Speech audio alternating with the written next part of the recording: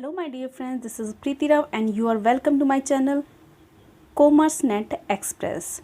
So my dear friends, this is the first part of 1000 MCQ series. My dear friends, अगर आप target कर रहे हैं UGC net को या फिर किसी अदर PGT एग्ज़ाम के लिए जो आप टीचिंग के लिए प्रिपरेशन कर रहे हैं, तो ये वीडियो आपके लिए बहुत इंपॉर्टेंट होने वाला है, क्योंकि मैंने इसके अंदर जो भी MCQs इंक्लूड किए हैं वो जस्ट फोकस किए हैं कि किस तरह के क्वेश्चन पुटअप किए जाते हैं किसी भी टीचिंग एग्ज़ाम में जो PGT कॉमर्स से रिलेटेड हो या फिर UGC नेट में। अगर आप UGC नेट कॉमर्स की प्रिपरेशन करने लग रहे हैं तो भी ये वीडियो आपके लिए बहुत इंपॉर्टेंट होने वाला है my dear friends.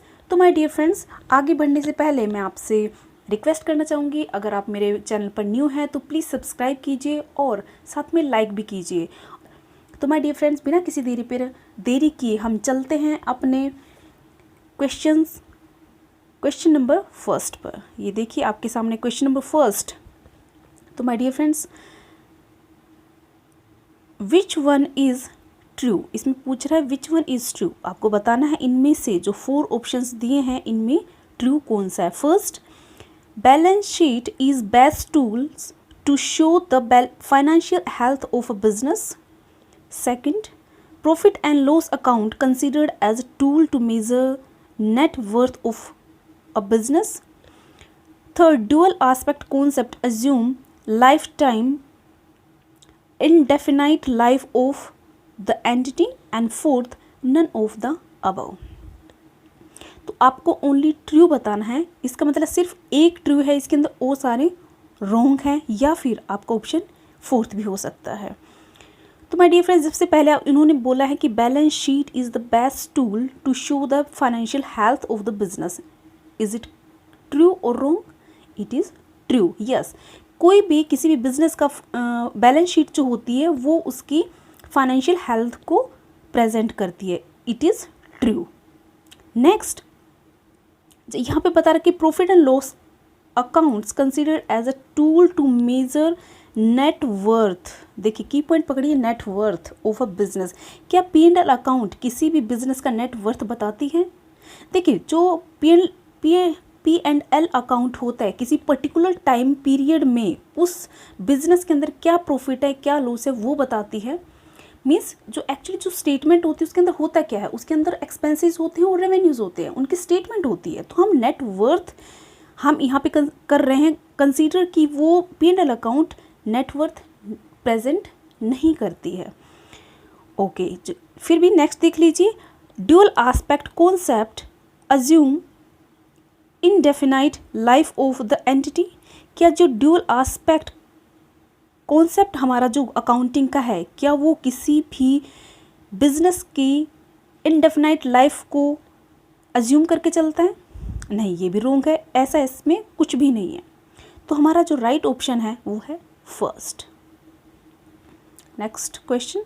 My dear friends, ये मॉक टेस्ट है, आप भी वीडियो को पॉज कीजिए और पॉज करके देखिए कि आप किस तरह से अंडरस्टैंड कर पा रहे हैं किसी क्वेश्चन को। मेरे आंसर देने से पहले आप इस क्वेश्चन को समझिए, उसकी लैंग्वेज को समझिए, क्योंकि जितने भी क्वेश्चन मैं इंक्लूड कर रही हूँ totally important, very important, most important है, क्योंकि सारे वो हैं जो किसी टॉपिक से लिए गए हैं जो बहुत इम्पोर्टेंट है, और बेसिक कॉन्सेप्ट आपके क्लियर होंगे तो ही आप इन क्वेश्चंस के आंसर दे सकते हो।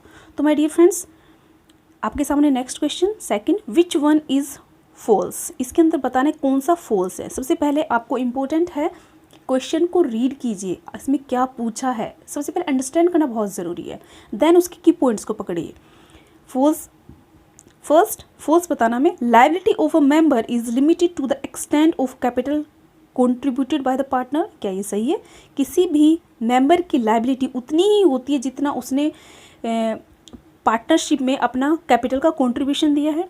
Second, share holders have the right to involve in the day to day running at the business. क्या शेयर होल्डर्स को राइट होता है, मीन्स अधिकार है कि वो डेली की जो रूटीन की जो बिजनेस एक्टिविटीज़ होती है उनमें पार्टिसिपेट कर सकते हैं। Third, in the partnership deed both verbal and non verbal format agreement are valid. वो कह रहे हैं जो पार्टनरशिप है उसके अंदर वर्बल भी और नॉन वर्बल दोनों ही एग्रीमेंट वैलिड है। देखिए की पॉइंट्स पकड़िए। फोर्थ, द एग्रीमेंट डीड और partnership must subscribe to distribution of the profit and loss. वो कह रहे हैं जो हम एग्रीमेंट बनाते हैं पार्टनरशिप का, जो पार्टनरशिप डीड बनाते हैं उसका मेन मोटिव हमारा क्या होता है, वो होता है कि हम उसके अंदर सब्सक्राइब कर सकें कि जो प्रॉफिट एंड लॉस होगा वो हम कितना आपस में डिस्ट्रीब्यूट करेंगे, जो पार्टनरशिप होंगे उनके अंदर कैसे डिस्ट्रीब्यूट होगा, क्या वो उसके बारे में होता है। देखिए माय डियर फ्रेंड्स, ये बिल्कुल सही है, बिल्कुल सही है, आप जानते होंगे। पार्टनरशिप जो डीड बनती है वो इसी के लिए बनती है कि वो उसके अंदर जो भी रूल्स रेगुलेशन जो उनके होते हैं कि भाई एग्रीमेंट होता है कि भाई किस तरह से उन लोगों को प्रॉफिट एंड लॉस को डिस्ट्रीब्यूट करना है। ये बिल्कुल सही है, ठीक। नेक्स्ट जो हमने देखा था, जो हमारी पार्टनरशिप डीड होती है वो वर्बल भी हो सकती है, नॉन वर्बल भी हो सकती है। ये बिल्कुल सही है, इसमें कोई हार्ड एंड फास्ट रूल नहीं है पार्टनरशिप डीड के अंदर कि आपको रिटर्न में ही एग्रीमेंट कराना है, आप नॉन वर्बल भी कर सकते हो। शेयर, अब यहाँ पे जो है शेयर होल्डर्स, उनको डे टू डे लाइफ में कोई भी उनका पार्टिसिपेशन नहीं होता है। तो माय डियर फ्रेंड्स, ये आपका आंसर है second. Question number third, which of the following will lead to change in the marketing mix of a product. वो कहता है इनमें से जो आपके पास पॉइंट्स हैं इनमें से कौन सी चीज़ है जो लीड करती है किसी भी बिजनेस के लिए मार्केटिंग मिक्स ऑफ प्रोडक्ट को चेंज करने के लिए। मान लीजिए आप कोई अपना आपने किसी आपके पास प्रोडक्ट्स हैं, उनका अपना पर्टिकुलर मार्केटिंग मिक्स ले रखा है, आपने बना रखा है, आप अपने एग्जीक्यूट कर रखा है, ठीक है। तो अब कह रहे हैं कि अगर आपको चेंज करना है तो आप क्यों करते हो, क्या रीज़न है कि आप चेंज कर रहे हो अपने मार्केटिंग मिक्स को, प्रोडक्ट के मार्केटिंग मिक्स को। First, change in the corporate competitive strategy of firm. Second, change in the organisation और resources level of the firm. Third, change in the product line of the firm. आपको answer देना बताइए, बहुत Laddu question है, आप easily इसका answer दे सकते हो। तो my dear friends, obviously all of the above. देखिए किसी भी बिजनेस के लिए जब हम कोई प्रोडक्ट मिक्स को अगर हमें अपने मार्केटिंग मिक्स को चेंज करना है तो उसके पीछे हमारी स्ट्रेटेजी, अगर कंपटीशन बढ़ रहा है स्ट्रेटेजी में चेंज करना है तो भी कर सकते हैं। अगर बिजनेस के रिसोर्सेज हैं उनका अप एंड डाउन चल रहा है, रिसोर्सेज का भाई कम भी हो सकते हैं ज़्यादा भी हो सकते हैं, ज़्यादा होंगे तो मार्केटिंग मिक्स को हम और ज़्यादा पैसे लगाएंगे, अगर कम हो गया, अगर लॉसेस में चल रहा है तो मार्केटिंग में जो हमने पैसे लगा रखे थोड़ा सा कम कर लेंगे, या फिर अदर हम स्ट्रेटजीज खेलेंगे, भाई कहाँ से हमने पार्टनरशिप लेनी है, कहाँ से हमने पैसे उठाने हैं, इस तरह से। इसके अलावा change in the product line of the business, अगर हमें अपनी किसी फर्म को अपनी प्रोडक्ट लाइन को ही चेंज करना है तो भी उनको चेंज करना पड़ेगा marketing mix of a product. तो ऑल ऑफ द अबव ये राइट ऑप्शन है। Next question is fourth, staffing includes. वो कह रहे हैं स्टाफिंग क्या होती है, training, appraisal, placement, directing. Which of the option given below is are correct. इनमें से कह रहे हैं इनमें से कौन से ऑप्शन से करेक्ट हैं स्टाफिंग के लिए। फर्स्ट कह रहे हैं 1 और 2 ओनली, या फिर बी में पूछ रहा है 1, 2 and 3, या फिर 2 and 3, या फिर ऑल ऑफ द अबव। बताइए कौन सा हो सकता है, आपको आंसर देना होगा। Yes my dear friend, this is the true answer. ये जो तीनों होते हैं, स्टाफिंग में ट्रेनिंग भी होती है, अप्रेजल भी होता है और प्लेसमेंट भी होता है, लेकिन डायरेक्टिंग का काम पर्टिकुलर जो डिपार्टमेंट होता है उसके अंदर जो मैनेजर होता है या मैनेजर के नीचे उसका सुपीरियर होता है, मीन्स जो भी पर्टिकुलर जो भी आपकी पोजीशन है, पोजीशन के ऊपर जो आपका सुपीरियर है वो आपको डायरेक्शन देगा, उसका काम है डायरेक्टिंग का, एचआर का काम नहीं है। Okay, so my dear friend, this is the right answer. Fifth, which one is false. इनमें से कौन सा फॉल्स है आपको बताना है, फॉल्स बताना है। क्वेश्चन को रीड करना बहुत ज़रूरी है अच्छे से।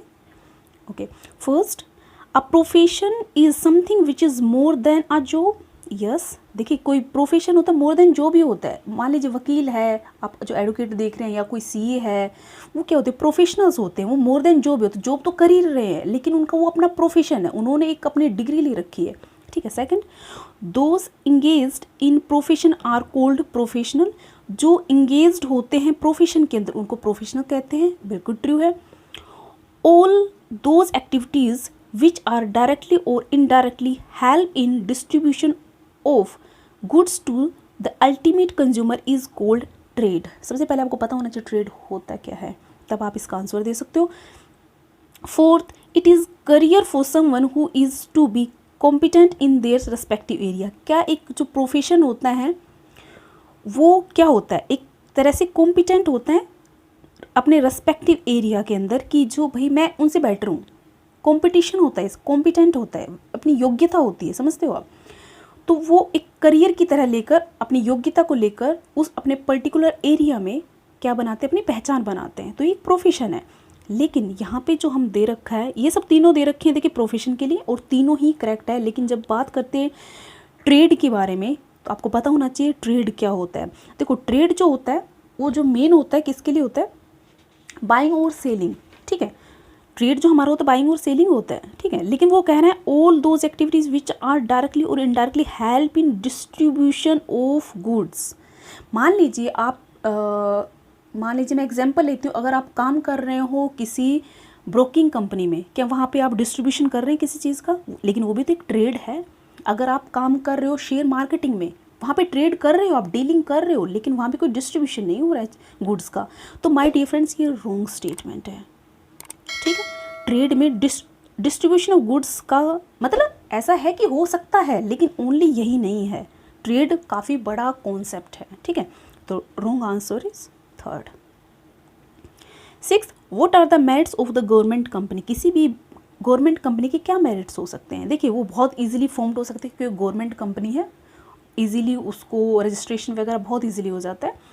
Second, prevents unhealthy business practice. जो हमारी गवर्नमेंट अगर कोई कंपनी लेकर आती है, कोई भी फॉर्म करती है कंपनी को, तो उसका मेन मोटिव तो लेकर यही चलती है कि जो भी कुछ रॉन्ग हो रहा है हमारी मार्केट में या सेक्टर में, पर्टिकुलर सेक्टर में, तो वो अनहेल्दी प्रैक्टिस से मतलब उनको दूर कर दें, ठीक है। तो ये दोनों ही सही हैं। नेक्स्ट पे चलते हैं हम। Seventh, all the following are true regarding marketing except. वो कह रहे हैं all the following are true, कहते all the following are the true, लेकिन एक जो है वो रॉन्ग है इसके अंदर, वो बताना है कि वो कौन सा रॉन्ग है, आपको बताना है, ठीक है। First, only those who work in the traditional marketing department are charged with the performing marketing activities. क्या ये ट्रू है। वो कह रहे हैं कि जो केवल मार्केटिंग डिपार्टमेंट में काम कर रहे हैं उन्हीं का ही काम है केवल मार्केटिंग एक्टिविटीज़ को परफॉर्म करना। ये ट्रेडिशनल मार्केटिंग होती थी, पहले बता रहे हैं ट्रेडिशनल मार्केटिंग के अकॉर्डिंग वो कह रहे हैं, लेकिन ये आजकल एप्लीकेबल नहीं है, आप जानते होंगे।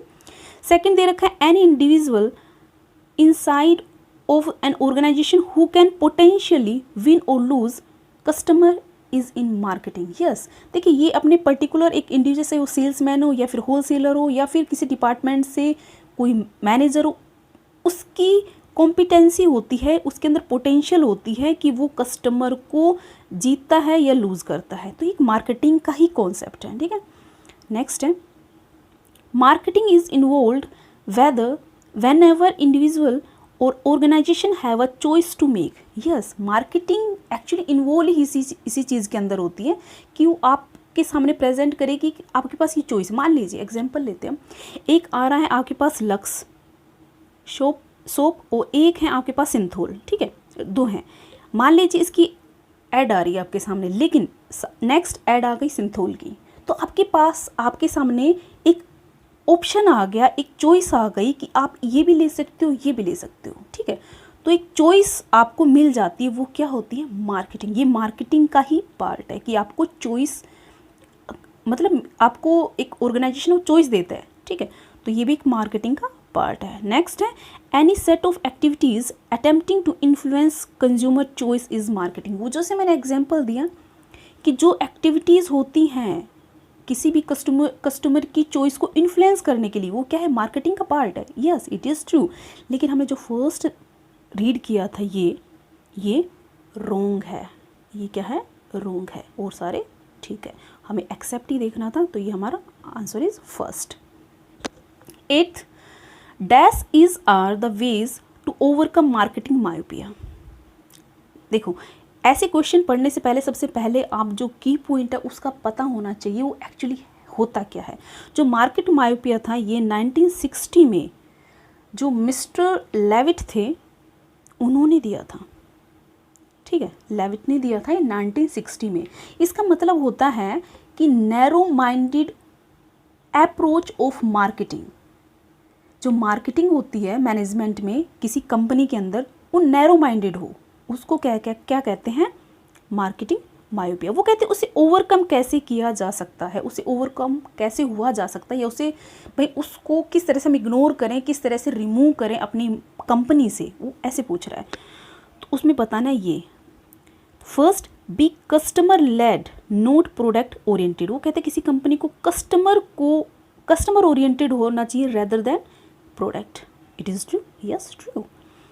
किसी भी कंपनी को अगर सर्वाइव करना है तो उसको कस्टमर ओरिएंटेड होना चाहिए, ठीक है। ये मॉडर्न कॉन्सेप्ट है मार्केटिंग का। Second, market orientation should be permitted throughout the organisation. Yes, देखिए जैसे हमने पहले वाला क्वेश्चन पढ़ा था उसके अंदर क्या था कि ओनली जो मार्केटिंग एक्टिविटीज़ है जस्ट मार्केटिंग डिपार्टमेंट तक ही सीमित होनी चाहिए, लेकिन ये रॉन्ग है। उन्होंने कहा marketing orientation should be permitted throughout the organisation, मतलब ऑल ओवर द, आपका मकसद होना चाहिए कि ऑल ओवर द ऑर्गेनाइजेशन के सिर्फ एक पर्टिकुलर डिपार्टमेंट का ही काम नहीं होना चाहिए, ये पूरे ऑर्गेनाइजेशन का काम है कि वो क्या करे, उस पर फोकस करे मार्केटिंग के ऊपर, ठीक है। थर्ड है, managers need to be proactive and visionary. Yes, जो मैनेजर्स होते हैं उनको प्रोएक्टिव, पूरी तरह से एक्टिव होना चाहिए और दूर तक की सोचनी चाहिए कि भाई मेरे आसपास क्या चल रहा है, आने वाले टाइम में मेरे साथ क्या होने वाला है, मतलब कंपनी में क्या होने वाला है, किस तरह से सिनेरियो जो है चेंज हो सकता है, या फिर कस्टमर्स की प्रेफरेंस चेंज हो सकती है, तो उसके अकॉर्डिंग मैनेजर को प्रोएक्टिव भी होना चाहिए और विजनरी भी होना चाहिए, so that all of the above, this is the right option. Ninth, which of the following reason best explains the reason behind joint venture. वो कह रहे हैं इनमें से कौन सा रीज़न है बेस्ट एक्सप्लेन करता है किसी भी जॉइंट वेंचर को करने के लिए। वो कहते हैं हम जॉइंट वेंचर कर रहे हैं, वो करते क्यों है, उसके पीछे मकसद क्या होता है। First, public service, second, risk minimisation, third, profit maximisation, and fourth, business expansion. आपको आंसर देना, बताइए क्या हो सकता है। आप अपने कमेंट बॉक्स में दे सकते हो अपना आंसर और अपना स्कोर देख सकते हो आप कितना। देखिए 10 क्वेश्चंस हैं, आपको देखना है आपने आउट ऑफ 10 कितने स्कोर किया, ठीक है। और इसी से आपको अंदाज़ा हो जाएगा कि आपकी जो प्रिपरेशन है किस डायरेक्शन में जा रही है, और अगर कहीं भी लैकिंग हो रही है तो अभी से इम्प्रूव करना स्टार्ट कर दीजिए। हमारे पास जो मैंने इतनी सारी वीडियोज़ डाली है वो आपको इम्प्रूव करने के लिए बहुत बहुत इंपॉर्टेंट है। आप सिर्फ वही कर लेंगे तो भी आप बहुत ईजीली आपके कॉन्सेप्ट क्लियर हो जाएंगे और आप इजीली किसी भी एग्जाम को, चाहे वो पीजीटी टीचिंग से रिलेटेड हो या फिर टीजीटी से रिलेटेड हो या फिर आपका नेट का एग्ज़ाम हो, आप इजीली क्लियर कर सकते हो। थोड़ा सा फोकस होने की ज़रूरत है। तो बताइए किसी भी जॉइंट वेंचर के पीछे मकसद क्या होता है। देखो होते तो सारे ही हैं, लेकिन जो मेन होता है बिजनेस को एक्सपेंशन, बिजनेस को आगे बढ़ाने के लिए, थोड़ा बड़ा करने के लिए ही मेन मकसद होता है। मान लीजिए सुजुकी कंपनी है, ठीक है, सुजुकी ये कंपनी है जापान की। ये यहाँ पे इसने मारुति के साथ जॉइंट वेंचर क्यों किया, क्या ज़रूरत पड़ी इसको, क्योंकि ये अपने बिजनेस को और एक्सपेंड करना चाह रही थी, ठीक है। तो ये बेस्ट एग्जाम्पल आपके लिए। तो राइट ऑप्शन इज़ फोर्थ। हालांकि ये भी है कि भाई रिस्क मिनिमाइज करना चाहती है, प्रॉफिट मैक्सिमाइजेशन है, लेकिन पहला उसका मकसद क्या होता है, अपने बिजनेस को और ज़्यादा बड़ा करना, ग्रो करना है, ठीक है। तो ये है फर्स्ट इसका फोर्थ आंसर, क्योंकि हमें जो राइट ऑप्शन है, जो सिचुएशन के अकॉर्डिंग जो पूछा गया है उसके अकॉर्डिंग जो राइट ऑप्शन होगा हम उस पर टिक करना है। तो सारे सही, लेकिन एक्चुअली कौन सा बेस्ट है वो ऑप्शन बताना है आपको। चलिए नेक्स्ट पे चलते हैं हम लोग। Let's move to next. This is our last question. और माय डियर फ्रेंड्स, अगर आपको मेरा वीडियो अच्छा लगा हो और आपको लगता है कि जो क्वेश्चंस आ रहे हैं MCQ सीरीज़ है वो आपके लिए बहुत इंपॉर्टेंट है और आप इसकी हेल्प से आपके सारे कॉन्सेप्ट्स क्लियर हो रहे हैं, तो माय डियर फ्रेंड्स प्लीज़ एक लाइक ज़रूर बनता है। तो आप मेरी वीडियो को लाइक कीजिए और साथ में अगर आप न्यू हैं मेरे चैनल पे तो सब्सक्राइब ज़रूर कर लीजिएगा, क्योंकि हम जितने भी वीडियोस लेके आते हैं सिर्फ आपके लिए लेकर आते हैं। आप हैं तो हम हैं और हम सब हैं तो आप जानते हो ना, ये यूट्यूब है और यूट्यूब बहुत इंपॉर्टेंट है क्योंकि हमें आजकल ऑनलाइन पढ़ना है। ओके, लास्ट क्वेश्चन है 10th। Organisation must try to alter, adopt develop their products to keep pace with every changing customer preference and desire. This is important feature of. वो कह रहे किसी बिजनेस को must strive, alter, adopt and develop their products. वो कहते हैं किसी भी ऑर्गेनाइजेशन को लगातार करते रहना चाहिए अपने जो प्रोडक्ट है उसके अंदर चेंजेस, ऑल्टर, अडोप्ट, जो सिचुएशन चेंज आ रही है या सर्कमस्टेंसेस चेंज हो रहे हैं उनको अडोप्ट करना सीखना चाहिए और डेवलप भी करना चाहिए. क्यों करना चाहिए? विद द एवर चेंजिंग, क्योंकि कस्टमर की प्रेफरेंस और डिज़ायर्स होती है with the time being change होती रहती हैं. तो ये कह रहे हैं ये this is the important feature of. ये कहते हैं किसका फीचर है, किसका इम्पोर्टेंट फीचर है, आपको बताना है. First marketing concept, second exchange concept, third production concept, fourth none of the above. I hope you have given the answer and I'm damn sure you all have given right answer. Yes, this is the marketing concept. Very very nice. आप लोगों ने बहुत अच्छा score किया. I'm damn sure आपका score, आपने जो भी स्कोर किए हैं प्लीज़ कमेंट इट. ओके. और अगर आपका कहीं भी लूज़ हो रहा है, एक पॉइंट हो रहा है, माय डियर फ्रेंड्स लग जाइए, क्योंकि एक एक पॉइंट है, एक एक क्वेश्चन है, एक एक आंसर है, सब कुछ इम्पोर्टेंट आपके लिए. क्योंकि जानते हो 2020 बहुत ज़्यादा है, कंपटीशन बहुत ज़्यादा माय डियर. तो अभी से लग जाइए, पीछे मत देखिए. Okay okay my dear friends, this is the end of the session. Good bye, good luck and जो सब्सक्राइब का बटन है प्लीज़ उसको खड़का के जरूर देना. बाय.